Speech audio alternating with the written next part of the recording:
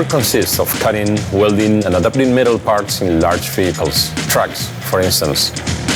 I usually use an angle grinder to cut metal parts. The problem with angle grinders is that they can be uncomfortable when trying to access certain areas, but with this one, this is not a problem.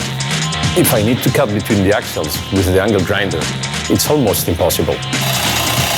With a battery power recip, so I start and I cut easily. Good problems require big solutions. The blade is quite robust. It can be used to cut very thick metal materials like the ones I work with. 10mm thick profiles or 12mm thick plates. The tips of the teeth are made from very hard metal, carbide. Being of carbide, the blade stays sharp for longer, which means I can spend more time cutting. With a conventional blade, it's more difficult for me to cut hard materials and it wears out much faster. The blade isn't very flexible, it's sturdy. This gives it stability. It shakes less. The teeth are, as I said, one to the left, then to the right, the other one to the left again.